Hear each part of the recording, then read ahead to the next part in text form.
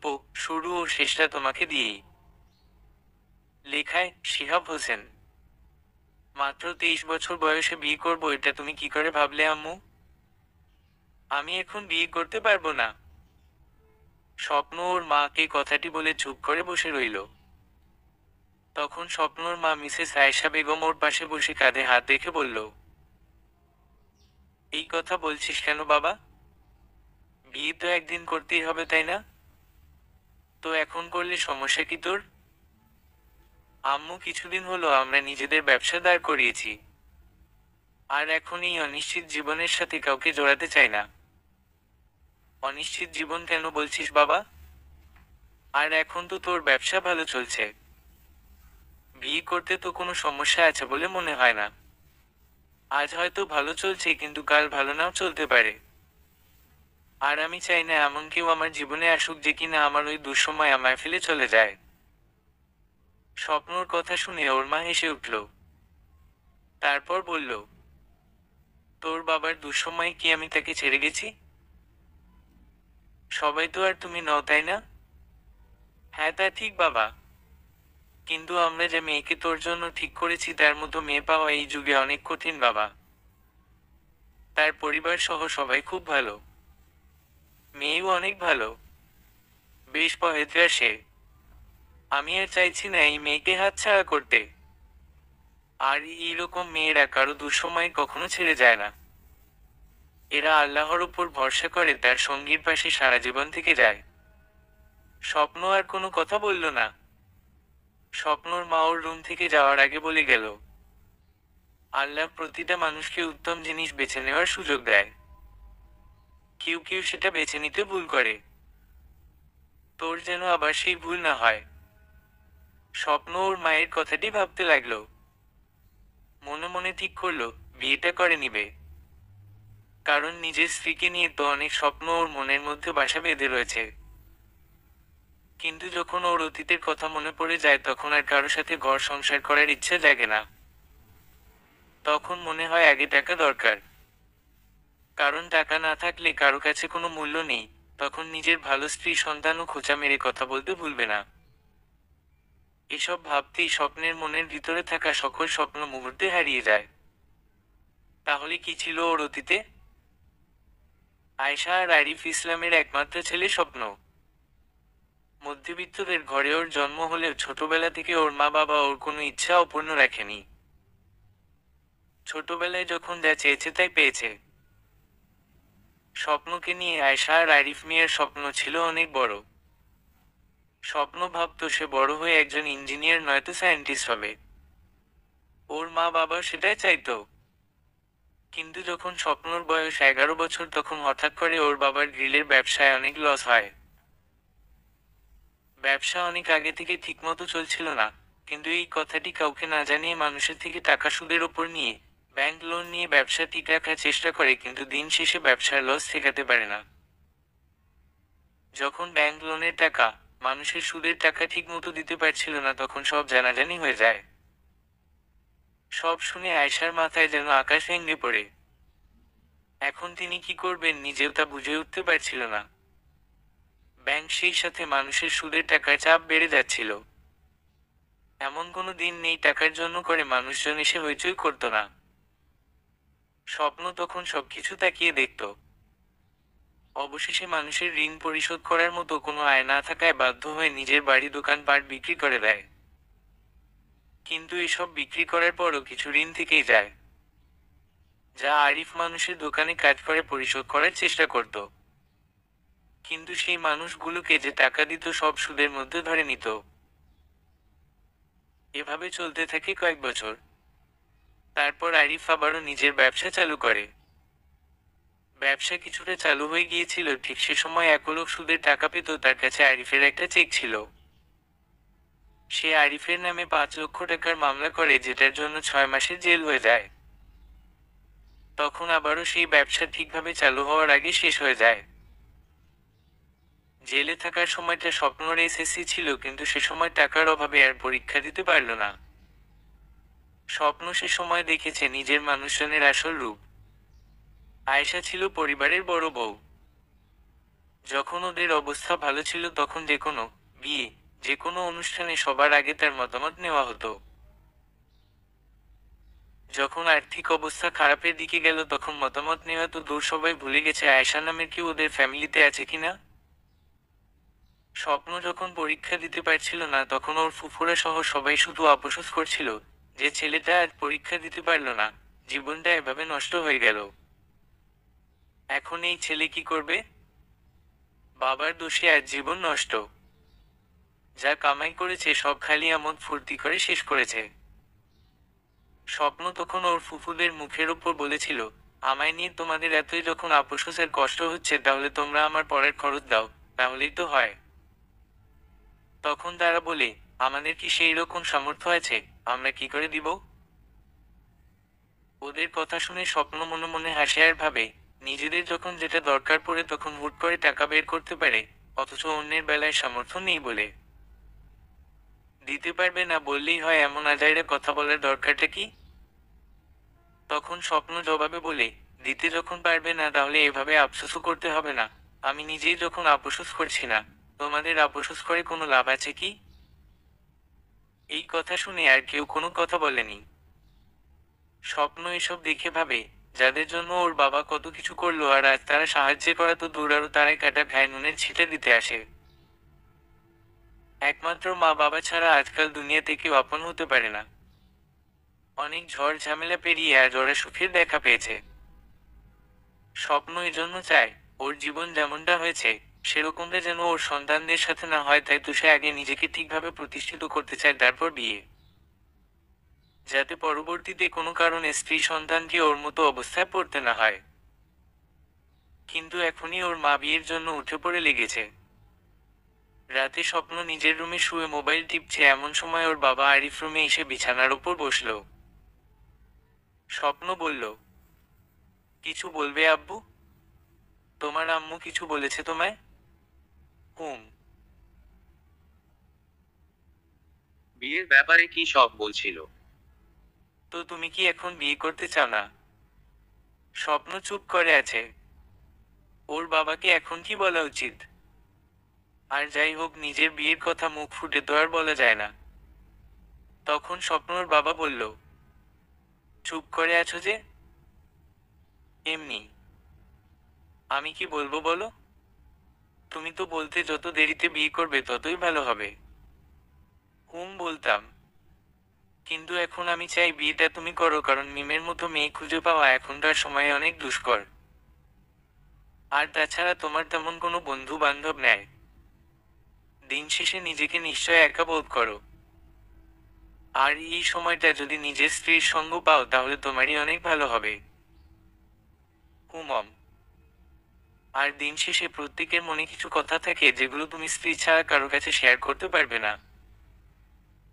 আর এখন অনেক কিছু তোমার মনে রয়েছে যেগুলো কারো কাছে শেয়ার করতে না পারার কারণে মাঝে মধ্যে নিজেকে খুব খারাপ লাগে, তাই না? হুমম। তাই বলছি বিয়েটা করে নাও। কিন্তু আব্বু, আমি তো সবে ব্যবসার হাল ধরেছি। আর এই মুহূর্তে বিয়ে করাটা কি ঠিক হবে? কারণ তোমার আর আম্মুর জীবনে যা ঘটেছে আমি চাই না যে এরকম কিছু আমার স্ত্রী বা সন্তানদের সাথে ঘটুক। তখন আরিফ হেসে উঠে বলল, আমার অবস্থা এরকম হয়েছে আমার ভুলের কারণে। আমি ব্যবসার হাল মানুষের ওপর ছেড়ে দিয়ে নিজের বন্ধু বান্ধবদের সময় দিয়েছি। আমার বন্ধুর সংখ্যা বেশি ছিল, যখন যে আমায় যে পরামর্শ দিয়েছে আমি সেটাই করেছি। কেউ ব্যবসা বড় করার জন্য লোন নিতে বলেছিল, আমিও ভেবেছিলাম ব্যবসা বড় হলে ভালোই হবে, আয় বাড়বে।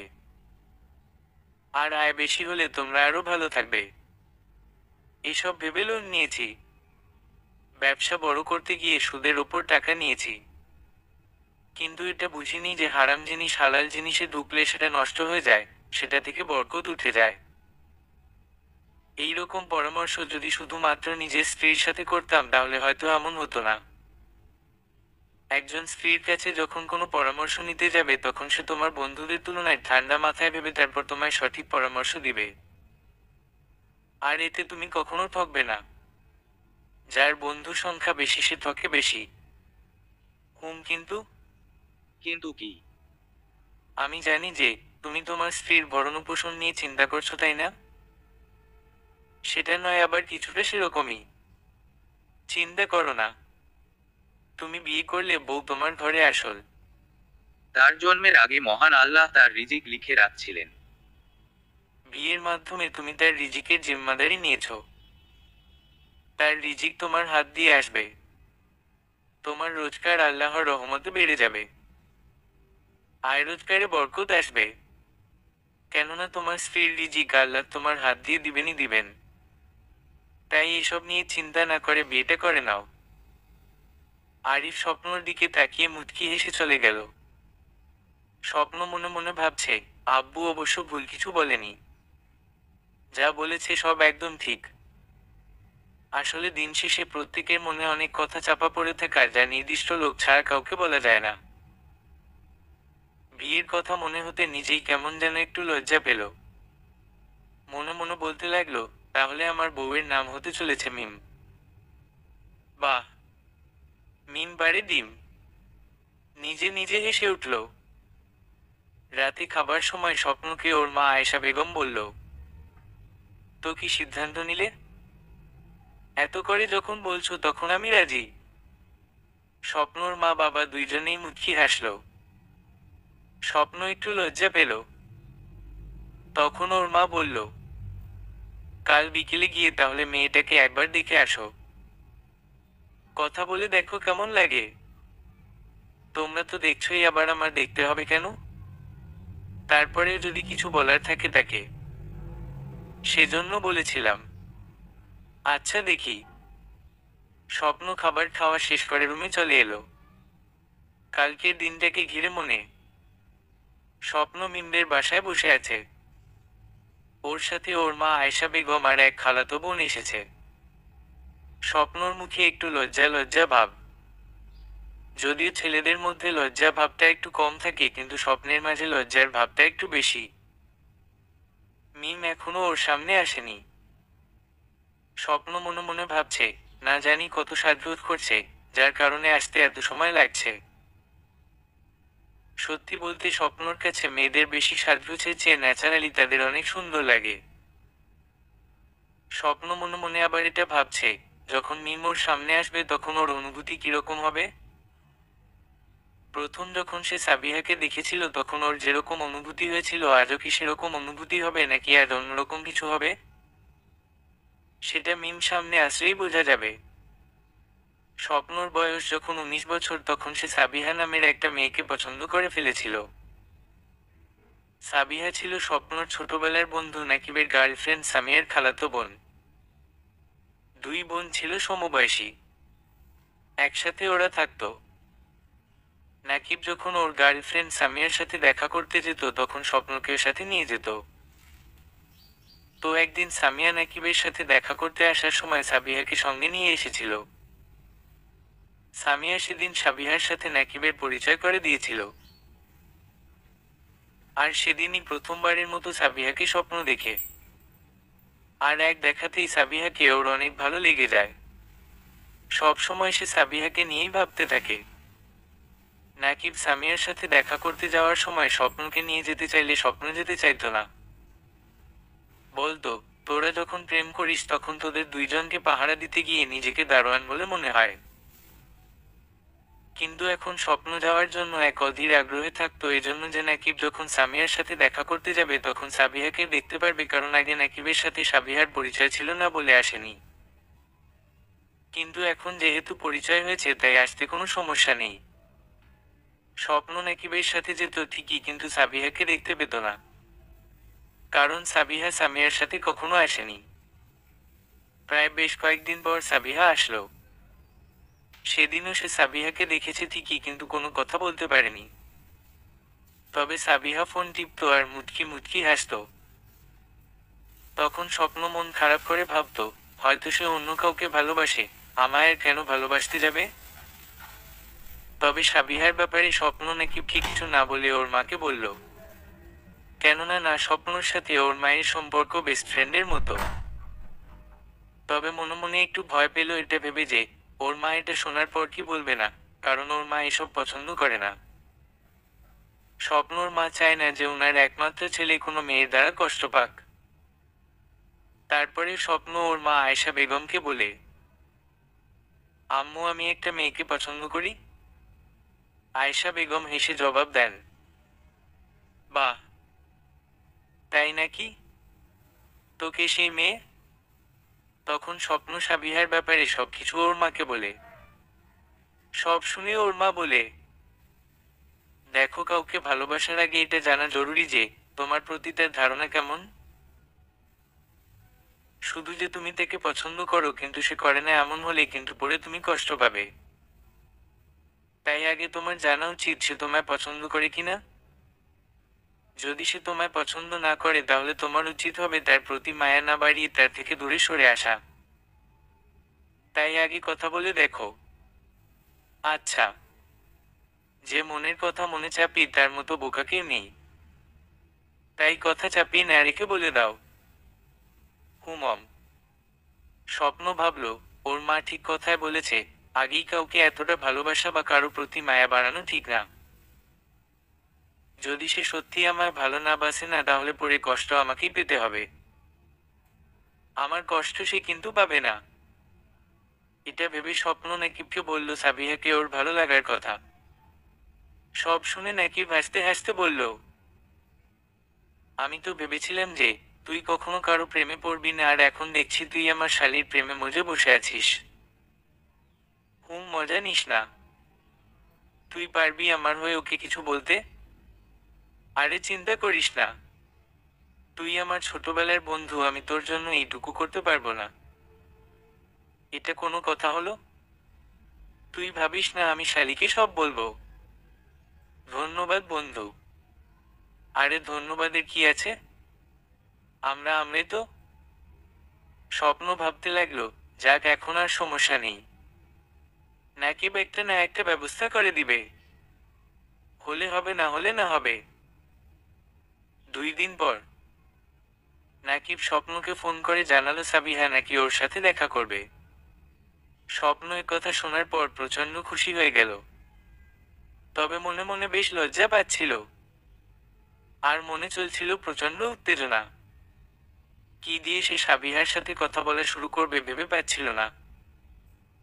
যাই হোক, নিজেকে কোনোরকম ভাবে প্রস্তুত করলো। বিকেলবেলা স্বপ্ন, নাকিব, সামিয়া আর সাবিহা দাঁড়িয়ে আছে। নাকিব মুচকি হেসে বলল, দোস্ত সাবিহা আপু তোকে কিছু বলতে চায়। স্বপ্ন তখন একটু লজ্জা ভাব নিয়ে মাথা নিচু করে বলল, হ্যাঁ বলুন। সাবিহা তখন স্বপ্নর মুখোমুখি দাঁড়িয়ে বলল, শুনলাম তুমি নাকি আমায় ভালোবাসো। স্বপ্ন মাথা নেড়ে হ্যাঁ জবাব দিল। তখন সাবিহা বেশ জোরে করে বলল, তোমার মতো লুচ্চা ছেলেকে ভালোবাসতে আমার বয়ে গেছে। লুচ্চা কথাটি শুনে স্বপ্নর বেশ রাগ হলো। বুঝতে পারছে না সাবিহা ওকে লুচ্চা বলল কেন।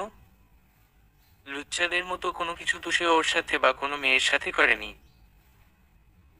তখন সাবিহা আবার বলতে শুরু করলো, তোমার তো কোনো যোগ্যতা নেই আমায় ভালোবাসার। তুমি না শিক্ষিত না কোনো স্মার্ট। তোমার জীবনটা তো একদম অনিশ্চিত। আর তোমার এই অনিশ্চিত জীবনের সাথে জড়িয়ে নিজের ভবিষ্যৎ নষ্ট করে ফেলবো নাকি। কথাগুলো একদম স্বপ্নর বুকে এসে আঘাত করলো। স্বপ্ন নাকিবের দিকে তাকিয়ে দেখলো সে মুটকি মুটকি হাসছে। তার মানে কি নাকিব সাবিহাকে ওর নামে কিছু বলেছে? সাবিহা ওর ফোনে বের করে একটা হ্যান্ডসাম ছেলের ছবি বের করে বলল, এটা আমার বিএফ। ওর মতো তুমি জীবনেও হতে পারবে না। তাই তোমার ভালোবাসার প্রশ্নই আসে না। তোমার মতো ছেলেরা ভালো সেজে থাকে আর আড়ালে লুচ্চামি করে থাকে। স্বপ্ন এই কথা আর সহ্য করতে না পেরে বলল, আমায় কয়জনের সাথে লুচ্চামি করতে দেখছেন? আমি দেখিনি। তবে তোমার বেস্ট ফ্রেন্ড তোমার সাথে থাকে আর সে ভালো জানে। স্বপ্ন নাকিবের দিকে তাকালো। নাকিব তখন তদন্তর মধ্যে পড়ে গেল। স্বপ্ন তখন নাকিবের সামনে এসে বলল, আমি তোর নামে সবসময় মানুষের কাছে ভালো কিছু বলি, আর তুই আড়ালে আমার নামে এমন নোংরা কথা বলিস কি করে? ভাই আমি তো মজা করছিলাম। অনেক সময় মজা মানুষের অনেক কষ্টের কারণ হয়ে দাঁড়ায়। যাই হোক, তোর যেটা ভালো মনে হয়েছে সেটা করেছিস। স্বপ্ন আর কোনো কথা না বলে চলে। এসব ঘটার পর থেকে স্বপ্ন প্রচণ্ড মন খারাপ করে বসে থাকে। এসব কথা স্বপ্নের মা আয়েশা বেগম শোনার পর বলে, যে তোমার যোগ্য নয় সে কখনো তোমার হবে না। আমি তোমায় অনেক ভালো মেয়ে এনে দিব। শুধু নিজেকে পবিত্র রেখে আল্লাহর কাছে চেয়ে যাও। স্বপ্নর বাবা সবসময় স্বপ্নকে বলে, নিজের স্ত্রী, প্রিয়জন দিয়ে কখনো নিজের বন্ধু কাজিন কারোর সাথে পরিচয় করাবে না, একমাত্র নিজের বাবা মা ছাড়া। কারণ এরা সবাই তোমায় বলবে এক কথা আর তোমার স্ত্রীকে বলবে আরেক কথা। আর এসব থেকে আজকাল বেশি সংসার নষ্ট হয়। স্বপ্ন এসব ভাবছিল এমন সময় মিমের বড় বোন মীরা মিমকে এনে সোফায় বসালো। স্বপ্ন মিমের দিকে এক নজর তাকিয়ে অবাক হয়ে যায়। ও ভাবতে পারছে না যে ওর মা বাবার পছন্দ করা মেয়েটি এতটা সুন্দর হতে পারে। মিমের চোখ দুটো খুব মায়াবী।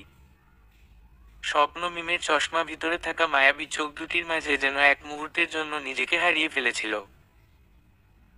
মিমের উজ্জ্বল ফর্সা চেহারার সাথে লাল রঙের জামাটি বেশ ভালোভাবে ফুটে উঠেছে।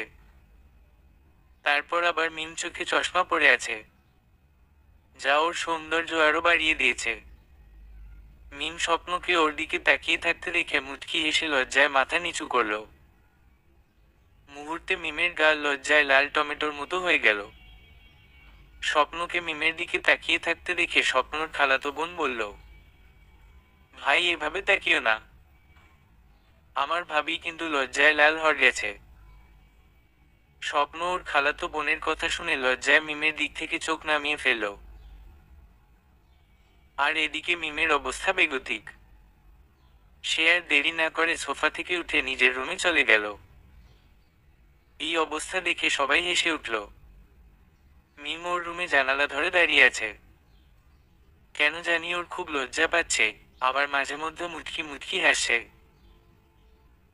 এমন সময় টের পেল কেউ একজন ওর পিছনে এসে দাঁড়িয়েছে।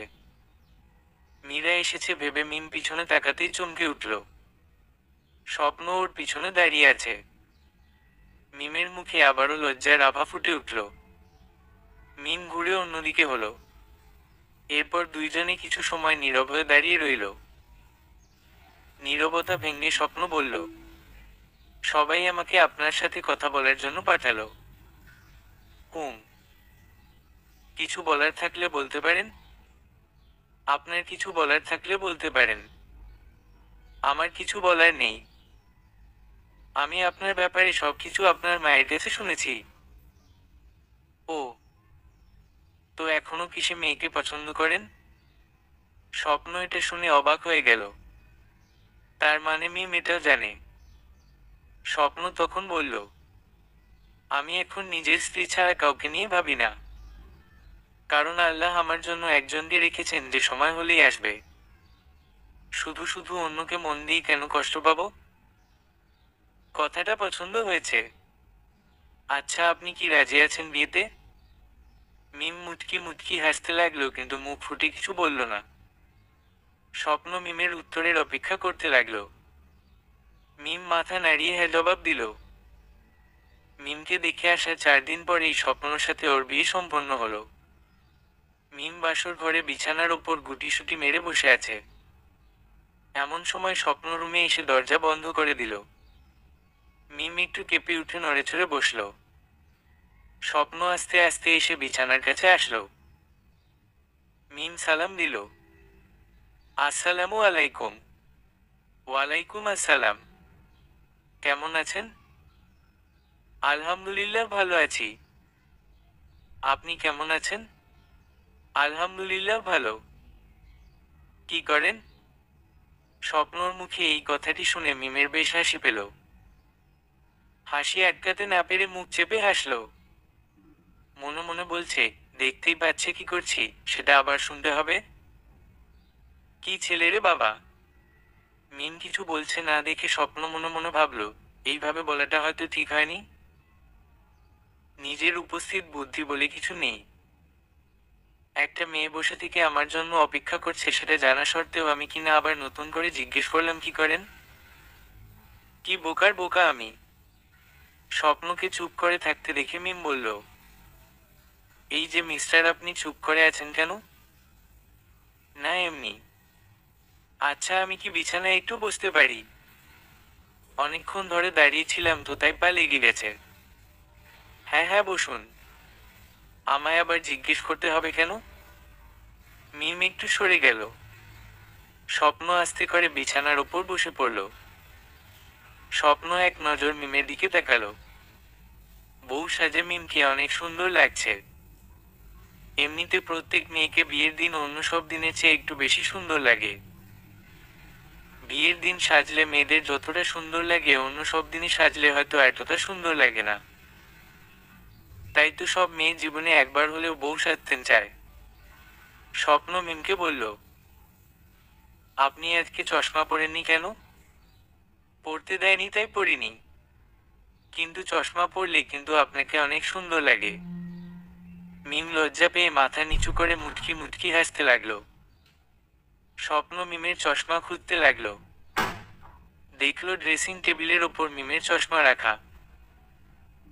স্বপ্ন চশমাটা নিয়ে মিমের হাতে দিয়ে বলল, এটা পরুন, তাহলে ভালো লাগবে।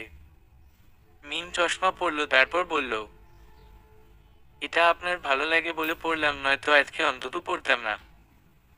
আপনার সমস্যা হলে খুলতে পারেন। না থাক। আপনি খেয়েছেন? হ্যাঁ, মা খাইয়ে দিয়ে গেছে। মা বলেছিল আপনি নাকি বিয়ে করতে রাজি ছিলেন না, কিন্তু আপনার ভাব দেখে মনে হচ্ছে আপনার বিয়ে হওয়ায় বেশ খুশি হয়েছেন। স্বপ্ন মিমের কথা শুনে হেঁটকি দিয়ে উঠল। মিম বলল, কি সত্যি বললাম তো?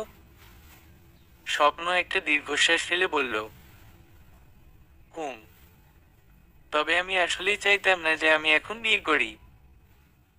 আগে টাকা পয়সা করে নিতাম, তারপর বিয়ে করতাম, যাতে বিয়ের পর আমার স্ত্রী সন্তানকে কষ্ট পেতে না হয়। তবে দিন শেষে আমি ঠিকই একজন সঙ্গীর অভাব বোধ করতাম। হ্যাঁ, বুঝতে পেরেছি। আপনি কি জানেন আপনার টাকা বেশি হতে হতে আপনার বয়স কত বছরে গিয়ে দাঁড়াবে? তা তো বলতে পারবো না। তাও মিনিমাম 30-35 বছর তো হবেই। হুম। আর ওই বয়সে বিয়ে করবেন নিশ্চয় 19-20 বছর বয়সী কোনো মেয়েকে। আর এখন বর্তমান সময়ের যে অবস্থা, ওই সময় গিয়ে ওই রকম বয়সী মেয়ে পেতে হিমশিম খেতে হবে।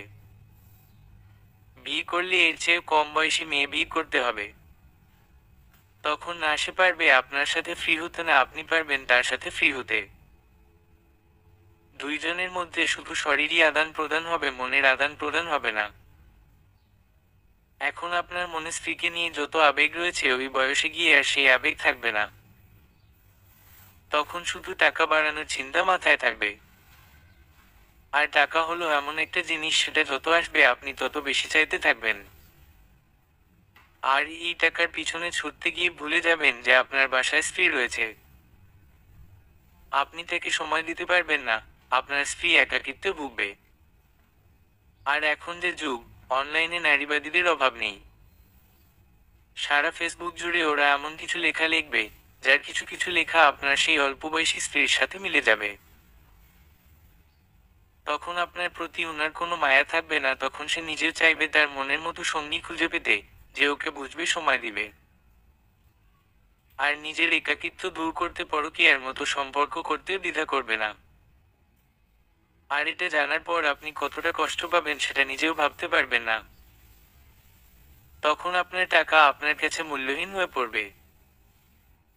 আপনার কথা বুঝতে পেরেছি। কিন্তু সে সময় যদি নিজের বয়সী কাউকে বিয়ে করতাম? হ্যাঁ, সেটা নিশ্চয় পারতেন, কিন্তু আমার মনে হয় না আপনি বা আপনার ফ্যামিলি সেটা করতো। তারা আপনার জন্য কম বয়সী সুন্দরী মেয়ে খুঁজে নিত, আর আপনিও সেটাই করতেন। হুম। যদি দিনদার কাউকে খুঁজে নিতাম, তাহলে আলহামদুলিল্লাহ। তবে আজকাল দিনদার মেয়ে ছেলে খুঁজে পাওয়া ভাগ্যের ব্যাপার। আমি কেমন মেয়ে পেয়েছি? মিম তখন মুচকি হেসে বলল, সময় হলে আপনা আপনি বুঝে যাবেন। হুম। আপনাকে দেখে আমি ভেবেছিলাম আপনি হয়তো শুধু লজ্জায় পান, কিন্তু এখন আপনার সাথে কথা বলে মনে হচ্ছে আপনি আসলেই খুব বুদ্ধিমতী। মিম আবারও কিছুটা লজ্জা পেল। মেয়েরা নিজের প্রশংসা শুনলে এমনিতেই লজ্জা পায়। মিমের ক্ষেত্রেও এটা অস্বাভাবিক কিছু না। স্বপ্ন বলল, জানেন, তারপরেও বিয়ে করতে ভয় হতো যদি আব্বুর মতো আমার অবস্থাও একই হয়। আম্মুর মতো আমার স্ত্রীকেও এমন কষ্ট করতে হয়। আমি একটা কথা বলি, বিয়ের আগে আপনার আম্মু সবকিছু আমাদের জানিয়েছিল। তাই বলছি, আপনার বাবা এত কষ্ট পেয়েছে তার নিজের ভুলের কারণে। আসলে কোনো মানুষ যখন আল্লাহর নাফরমানি করতে থাকে তখন সে একসময় ধ্বংস হয়ে যায়। মানে ঠিক বুঝলাম না। আমার বাবা কিন্তু খারাপ কোনো কাজ কখনো করেনি। জানি, আপনার বাবা নিজের ব্যবসা বাদ দিয়ে বন্ধুদের সাথে সময় কাটিয়েছে। নামাজের সময় চলে গেছে, তারপরও তিনি মসজিদের দিকে ফিরে যায়নি। লোভে পড়ে হালাল ব্যবসায় ঢুকিয়েছে সুদের টাকা। ইসলাম যেটাকে স্পষ্ট হারাম বলে সেটাকে নিষিদ্ধ করেছে, যার কারণে আপনার বাবার ধ্বংস নেমে এসেছে। হ্যাঁ, ঠিক বলেছেন। কিন্তু আপনার ক্ষেত্রে এমন হবে না ইনশাআল্লাহ। কারণ আপনি আল্লাহর ইবাদতের পাশাপাশি হালালভাবে নিজের পরিশ্রমের টাকায় ব্যবসা করছে, আর এটাতেই আল্লাহ বরকত দিবেন। শুধু এভাবে চলুন, ইনশাআল্লাহ কখনো ঠকবেন না। আর বউয়ের ভরণ পোষণ নিয়ে ভাবছেন তো? চিন্তা করেন না, আপনার বউ রাক্ষসী না যে সব খেয়ে ফেলবে। মিমের কথা শুনে স্বপ্ন হেসে ফেলল।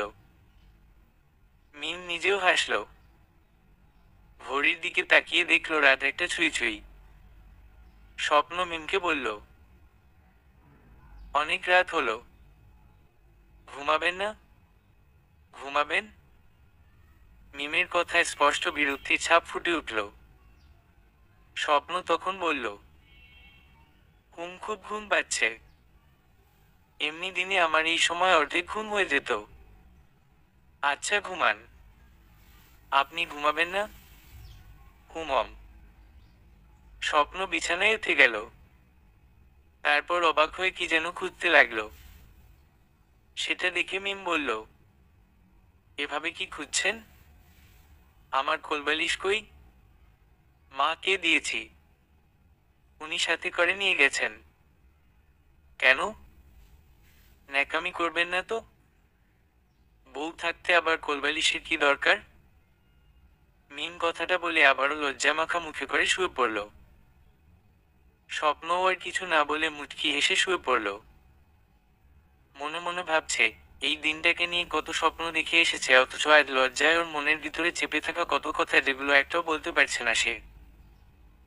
মিমের অবস্থাও একই রকম। দুইজনের মনের গহীনে লুকিয়ে আছে অজানা অনেক কথা যেগুলো কেউ কাউকে বলতে পারছে না। স্বপ্ন চুপ করে শুয়ে আছে, এমন সময় মিম বলে উঠল, জানেন, আমি আপনার থেকে একটা কথা গোপন করেছি। মিমের কথা শুনে স্বপ্ন ভ্রু কুঁচকে বলল, কি কথা? বয়সে আমি আপনার চেয়ে 1 বছরের বড়। মিমের কথা শুনে স্বপ্ন যেন ভূত দেখার মতো চমকে উঠে মিমের দিকে ঘুরে তাকালো। আর এক মুহূর্তের জন্য দুইজনের চোখাচোখি হয়ে গেল। লজ্জায় দুজনই চোখ নামিয়ে ফেলল। মিম বলল, মাফ করে দিবেন। আমার উচিত ছিল ব্যাপারটা আপনাকে বিয়ের আগে জানানো। আরে মাফ চাইছেন কেন? আমার কত ইচ্ছা ছিল আমি আমার চেয়ে বড় কাউকে বিয়ে করব। আলহামদুলিল্লাহ, আল্লাহ আমার ইচ্ছা পূরণ করেছে। স্বপ্নর কথা শুনে মিম ভাবছে, আমি ভাবলাম কি আর হলো কি? ভেবেছিলাম এটা শুনে স্বপ্ন হয়তো ওকে মেনে নিতে পারবে না, কিন্তু এখন সম্পূর্ণ উল্টোটা হলো। মিম স্বপ্নকে বলল, তো মিস্টার, বয়সে বড় মেয়েকে বিয়ে করার এত ইচ্ছা কেন? প্রথমত, এটা আমাদের নবী সাল্লাল্লাহু আলাইহি ওয়াসাল্লাম এর সুন্নত। আর দ্বিতীয়ত, বয়সে বড় মেয়েরা বরকে আদর করে। মিম লজ্জা পেয়ে হাত দিয়ে চোখ মুখ ঢেকে বলল, পাজি ছেলে বলে কি? ঠিকই তো বললাম। আমি আদর করব না। স্বপ্ন অন্যদিকে ঘুরে বলল, দেখা যাবে। মিমের ঘুম ভাঙতেই দেখলো স্বপ্ন ওকে জড়িয়ে ধরে ঘুমাচ্ছে। মিম স্বপ্নর দিকে তাকালো। সে এখন ঘুমে বিভোর। মিমের ইচ্ছা হলো এখন একটু দুষ্টুমি করে ওর ঘুমটা ভেঙে দেওয়া যাক।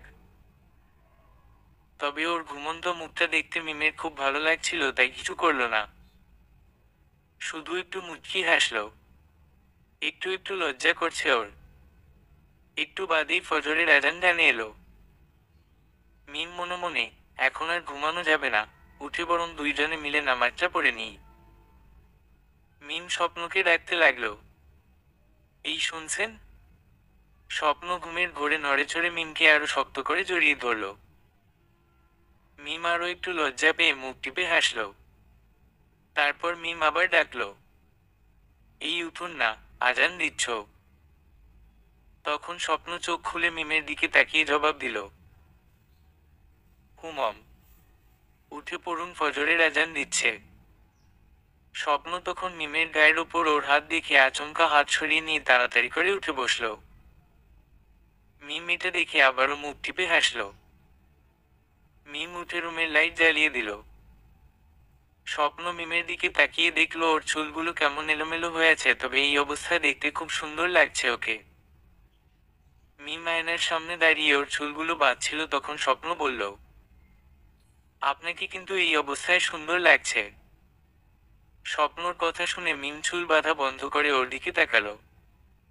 মিমের মুখ দেখে বোঝা যাচ্ছে যে সে আবারও লজ্জা পেয়েছে। মিম অন্যদিকে ঘুরে বলল, যান, নামাজটা পড়ে আসুন, সময় পেরিয়ে যাচ্ছে। স্বপ্ন বিছানা থেকে নেমে মিমের দিকে একবার তাকিয়ে বের হয়ে গেল। অজু করে স্বপ্ন আর ওর বাবা আরিফ দুইজন একসাথে নামাজ পড়তে গেল। স্বপ্ন মসজিদে গিয়ে বসে আছে, এমন সময় খেয়াল করলো পাড়ার বয়স্ক মুরব্বীরা ওর দিকে তাকিয়ে মুখ টিপে হাসছে। স্বপ্নর বুঝতে বাকি রইল না তারা কেন হাসছে। নামাজ শেষ করে স্বপ্ন মসজিদ থেকে বের হলো। সবে দিনের আলো ফুটতে শুরু করেছে।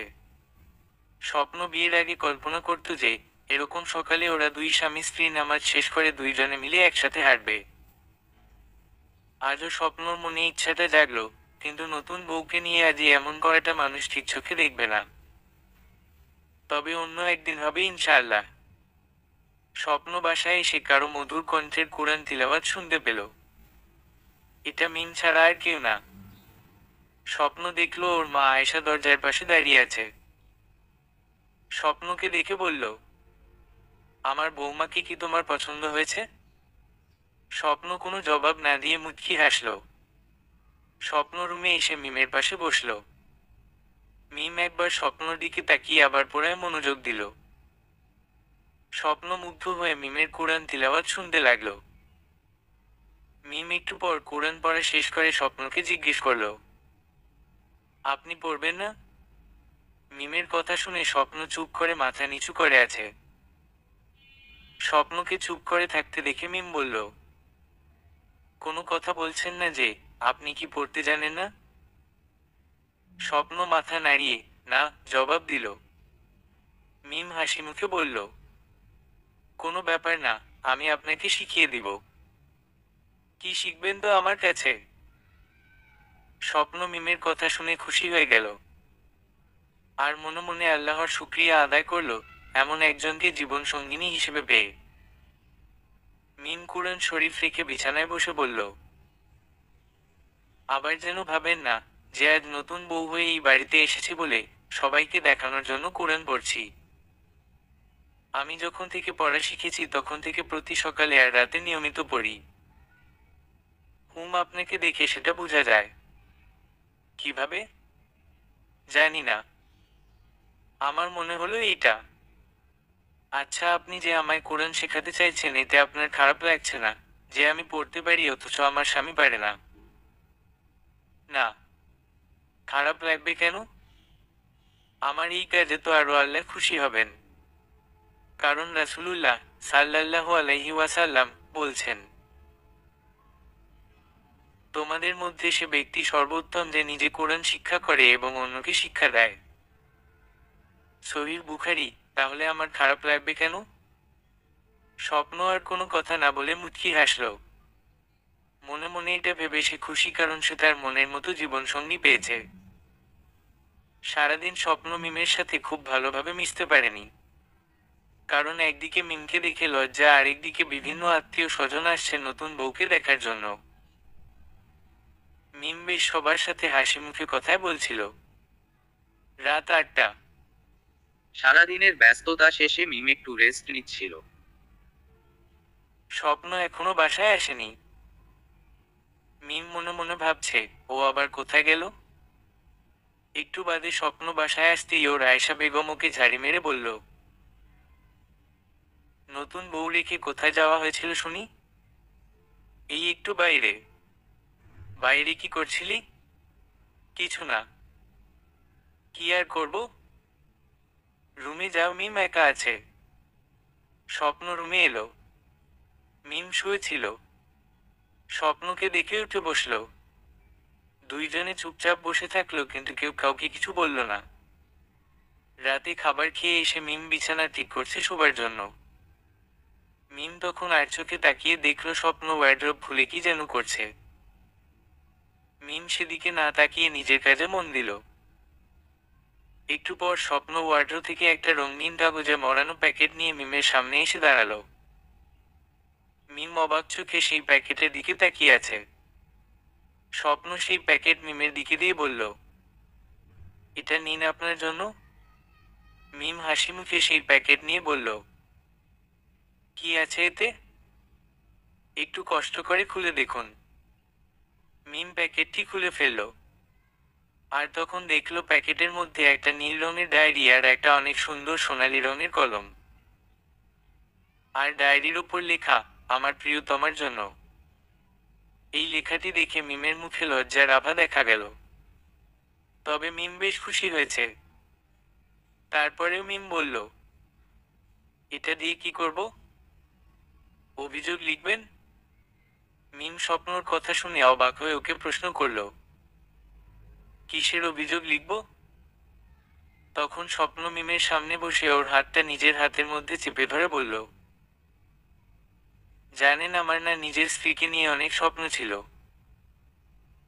যেমন প্রতিদিন তাকে বুকে জড়িয়ে ঘুমাবো, সকালে কাজে যাওয়ার আগে গাল টেনে কপালে চুমু দিয়ে যাব। শুধু যে একটা চুমু দিব তা কিন্তু না, যে কয়টা ইচ্ছা হবে সে কয়টা চুমু দিব। দিনের মধ্যে যখন মন চাইবে তার সাথে ফোনে কথা বলবো, মাঝে মধ্যে দুইজন ঘুরতে যাব। সকালে শিশির ভেজা ঘাসে দুইজন একসাথে হাঁটবো, বৃষ্টির দিন একসাথে ভিজবো, কোনো এক জ্যোৎস্না রাতে দুইজনে বসে থেকে এক মগে চা খাবো, আর চাঁদের সৌন্দর্য উপভোগ করব। আবার যখন মন চাইবে খাইয়ে দিব। আর এসবের যদি কোনো কিছু করতে ভুলে যাই তাহলে সেগুলো অভিযোগ স্বরূপ এই ডায়েরিতে লিখে রাখবেন, আর পরে সেটা আমায় দিবেন, যাতে আমি নিজের করা ভুলগুলো শুধরে নিতে পারি। মিম এসব শুনে লজ্জায় একদম লাল হয়ে গেছে। মিম ওর চোখ মুখ হাত দিয়ে দেখে বলছে, ইস রে, আমি তো লজ্জায় একবারে শেষ। এত লজ্জা পেলে হবে? হু, আপনি না বিয়ে করতে চাইছিলেন না, এখন দেখি আপনার মনে বউকে ঘিরে অনেক স্বপ্ন। কম বেশি সবাই তার জীবন সঙ্গীকে নিয়ে এমন স্বপ্ন দেখে। আর আমি এসব আগে থেকে ঠিক করে রেখেছিলাম। তাই তো অনেক আগে এই ডায়েরি কিনে রেখেছি। হু, জানেন, আপনার মতো আমারও অনেক স্বপ্ন আছে। শুনবেন সেগুলো? শুনবো, যদি আমার বুকে মাথা রেখে বলেন। স্বপ্নর কথা শুনে মিম আবারও লজ্জা পেল। স্বপ্ন মিমকে টেনে নিজের বুকে নিল। মিম স্বপ্নর বুকে শুয়ে আছে। মিম বলল, জানেন, আমার স্বপ্নগুলো ঠিক আপনার মতো।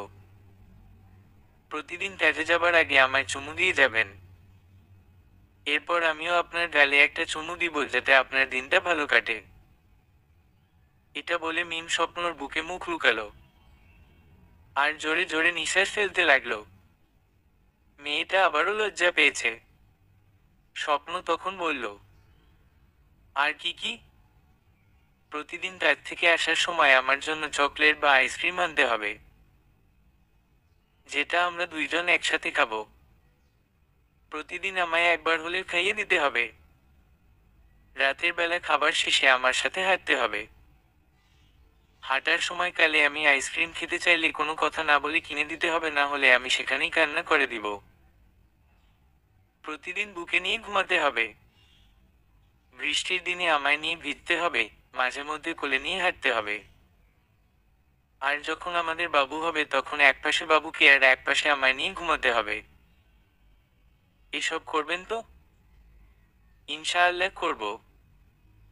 আর যদি না করেন তাহলে অভিযোগ দায়ের করা হবে। এটা বলে দুইজনে হেসে উঠল। স্বপ্ন মনে মনে ভাবছে, মিমের মতো একজন স্ত্রী পাশে থাকলে সারা জীবন চোখ বন্ধ করে কাটিয়ে দেওয়া যায়। ভালো থাকতে গেলে টাকা পয়সার প্রয়োজন নেই, শুধু মনের মতো একটা জীবন সঙ্গী পাওয়া যথেষ্ট, যেটা আল্লাহর কাছে থেকে চেয়ে নিতে হয়। সেই সাথে নিজেকে সেই সঙ্গীর মতো করে গড়ে তুলতে হয়। পরের দিন বিকেলে মিম রুমে বসে থেকে বই পড়ছে। স্বপ্ন বাইরে গেছে। এমন সময় স্বপ্নর মা আয়েশা বেগম মিমের সামনে এসে বলল, মিম, তোমার শ্বশুর বাবা তোমায় ডাকছে, আসবে একটু? হ্যাঁ হ্যাঁ মা, আসছি আমি। মিম উঠে স্বপ্নর বাবার সামনে গেল। মিম স্বপ্নর বাবার রুমে এসে বলল, আব্বু আসবো? স্বপ্নর বাবা আরিফ মিমের দিকে এক পলক তাকিয়ে বলল, হ্যাঁ মা, এসো। মিম আরিফের সামনে গিয়ে দাঁড়ালো। তখন আরিফ বলল, চেয়ারে বসো মা। মিম চেয়ারে বসলো। তখন স্বপ্নর মা আয়েশা বেগম এসে মিমের পাশে দাঁড়ালো। আরিফ বলল, তোমার সাথে আমার কিছু কথা বলার আছে। হ্যাঁ আব্বু, বলুন। দেখো মা, স্বপ্ন আমাদের একমাত্র সন্তান। ওর আপন বলতে আমরা মা বাবা ছাড়া আর কেউ নেই। আর এখন তুমি আছো। হুমম, আমার ছেলে ছোটবেলা থেকে অনেক কষ্ট পেয়েছে মা। আমি চাই না সে জীবনে আর কোনো কষ্ট পাক। আমরা আর কয়দিন বাঁচবো তা জানি না। আমরা মারা যাবার পর তুমি ছাড়া ওর পাশে থাকার মতো আর কেউ থাকবে না। তাই আমি চাই আমার ছেলের বাকিটা জীবন ওর হাতে ধরে তুমি কাটিয়ে দিও মা। আমরা মারা গেলে বলতে গেলে তোমরা আর তোমার ফ্যামিলির লোকেরাই ওর আপনজন। তাই মা, যত যাই হোক ওকে ফেলে রেখে যেন চলে যেও না। আমি যতদূর জানি আমার ছেলে তোমাকে কষ্ট দিবে না। আমার এইটুকু অনুরোধ রেখো মা। আব্বু, আপনি একদম চিন্তা করবেন না। ইনশাআল্লাহ মৃত্যু ছাড়া ওকে আমার থেকে কেউ আলাদা করতে পারবে না। তাই যেন হয় মা। তখন স্বপ্নর মা মিমের মাথা হাত বুলিয়ে দিয়ে বলতে লাগলো, আমি জানি আমার মিম মা কখনো আমার ছেলেকে কষ্ট দিবে না, কারণ আমি মানুষ তো চিনি। মিম মুচকি হাসলো। মিমও মনে মনে আল্লাহর কাছে শুকরিয়া আদায় করলো এমন ফ্যামিলির বউ হতে পেরে। আল্লাহ যেন সারা জীবন ওকে এভাবে সবার সাথে একসাথে থাকার তৌফিক দান করেন। মিম স্বপ্নর বাবার সাথে কথা বলে বাইরে আসতেই দেখলো দরজার সামনে স্বপ্ন দাঁড়িয়ে আছে। মিম স্বপ্নকে দেখে চমকে উঠল। স্বপ্ন বলল, ভয় পেয়ে গেলেন নাকি? আরে না। এর মধ্যে স্বপ্নকে ওর বাবা ডাক দিল। স্বপ্ন রুমের ভিতর গেল। মিম নিজের রুমে চলে আসলো। একটু পর স্বপ্ন ওর রুমে এসে মিমের দিকে তাকিয়ে হাসতে লাগলো। মিম স্বপ্নকে হাসতে দেখে ভ্রু কুঁচকে ওর দিকে তাকিয়ে বলল, এভাবে হাসছেন কেন? বউকে নিয়ে এবার হানিমুনে যাব তো তাই। মানে? কোথায়? কক্সবাজার। এটা তো অনেক দূর। আমি এত সময় গাড়িতে থাকতে পারবো না। তা বললে তো হবে না। যেতে আপনাকে হবেই। কারণ বউকে নিয়ে দেখা স্বপ্নের মাঝে এটা পড়ে। আমি এবার শেষ। পরের দিন রাতের বেলা স্বপ্ন মিমকে নিয়ে কক্সবাজারের উদ্দেশ্যে রওনা দিল। মিম বাসে স্বপ্নের পাশে বসে আছে। স্বপ্ন এই দিনটাকে নিয়ে কত ভেবে রেখেছিল যে প্রিয় মানুষটির পাশে বসে অনেক দূরান্তে ভ্রমণ করবে। আর আজ ওর সেই স্বপ্ন পূরণ হলো। আল্লাহর কাছে সঠিক জিনিস চাইলে সেটা একদিন না একদিন পূরণ হবেই ইনশাআল্লাহ। পরের দিন সকাল 10টার সময় দুইজন কক্সবাজারে পৌঁছে গেল। নিজেদের থাকার জন্য একটা রুম বুক করে দুইজন একটু রেস্ট নিল। রাতের বেলা, চাঁদনি রাত, প্রচণ্ড বাতাস, সেই সাথে সমুদ্রের পানি শোষো আওয়াজ, বড় বড় ঢেউ পাড়ে এসে আছড়ে পড়ছে। স্বপ্ন আর মিনসি পার ধরে দুইজন হাঁটছে। আশেপাশে খুব একটা মানুষের আনাগোনা নেই। হঠাৎ মিমের মাথায় এক ধরনের দুষ্টু বুদ্ধি খেলে গেল। মিম স্বপ্ন হাত ছেড়ে দিয়ে পানি নিয়ে স্বপ্নর মুখে মেরে হাসতে লাগলো। স্বপ্ন বলল, আমার সাথে দুষ্টুমি করা হচ্ছে? হু, দাঁড়াও দেখাচ্ছি মজা। স্বপ্ন পানি নিয়ে মিমের মুখে মারতে যাবে, আর তখনই মিম হাসতে হাসতে দৌড়াতে লাগলো। মিমের পিছন পিছন স্বপ্নও দৌড়াতে লাগলো। এক সময় গিয়ে স্বপ্ন মিমকে পিছন থেকে জড়িয়ে ধরে বলল, এবার যদি আমি তোমায় পানিতে ফেলে দিই তখন কি করবে হুম? তুমিও যদি পানিতে পড়ো তাহলে সমস্যা নেই। তাই, হু, আমার একটা ইচ্ছা আছে। কি? মিম তখন ঘুরে স্বপ্নর মুখোমুখি হয়ে দাঁড়ালো। তারপর ওর গলা জড়িয়ে ধরে স্বপ্নর পায়ের ওপর ভর দিয়ে দাঁড়ালো। আর এই সুযোগ হাতছাড়া না করে স্বপ্ন মিমের কপালে চুমু দিয়ে বসল। মিম লজ্জায় স্বপ্নর বুকে মুখ লুকালো। তারপর মুখ তুলে স্বপ্নর পিছনে তাকিয়ে বলল, ওই দেখো আইসক্রিম। স্বপ্ন পিছনে তাকালো, তারপর মিমের দিকে তাকিয়ে বলল, খাবে আইসক্রিম? হু, আচ্ছা তুমি এখানেই থাকো, আমি নিয়ে আসছি। স্বপ্ন তাড়াতাড়ি করে দূরে দাঁড়িয়ে থাকা আইসক্রিমওয়ালার কাছে গেল। অনেকক্ষণ যাবৎ দূরে দাঁড়িয়ে থেকে স্বপ্ন আর মিমের খুনসুটিগুলো দেখছিল এক মেয়ে। স্বপ্ন মিমের কাছে না থাকায় মেয়েটি মিমের সামনে এগিয়ে এলো। বেশ কিছু সময় নিয়ে সে মিমের দিকে তাকিয়ে থাকলো। মিমের দিকে তাকিয়ে থাকতে দেখে মিম বলল, আপু আপনি কিছু বলবেন কি? না আপু কিছু না, আসলে আমি দাঁড়িয়ে থেকে আপনাদের দুইজনের খুনসুটিময় ভালোবাসাগুলো দেখছিলাম। আপনারা সম্পর্কে কে হন? আমাদের দেখে কি মনে হলো? অবশ্যই স্বামী স্ত্রী। হুমম, আপনাদের দেখে সত্যি খুব ভালো লাগলো আপু। আপনাদের মতো কপাল সবার হয় না। আসলে আপু আপনি আল্লাহর কাছে যেমন চাইবেন ঠিক তেমনটাই পাবেন। ঠিক বলেছেন আপু। এমন সময় এক লোক ওদের সামনে এসে মেয়েটিকে বেশ জোরে করে বলল, সাবিহা তুমি কি সারা রাত এভাবে বাইরে ঘুরবে নাকি? আমার ঘুম পাচ্ছে। আবার কাল সকালে রওনা দিতে হবে। কেন যে মা বাবা পাঠিয়েছিল এসব ন্যাকামো দেখার জন্য। তাড়াতাড়ি চলো এখন। মিম সাবিহা নামটি শুনে অবাক হলো। ভাবতে লাগলো এটা তো সেই মেয়ের নাম যাকে স্বপ্ন একসময় পছন্দ করত। সাবিহা মিমকে বলল, ভালো থাকবেন, আসি। সাবিহা মিমের দিকে তাকিয়ে মুচকি হেসে চলে যেতে লাগলো। তবে মিম সাবিহার চোখের কোণে স্পষ্ট নোনাজল দেখতে পেল। মিম ওর কাঁধে কারো স্পর্শ পেয়ে চমকে উঠে পিছনে তাকালো, দেখল স্বপ্ন। স্বপ্ন মিমের হাতে আইসক্রিম দিল।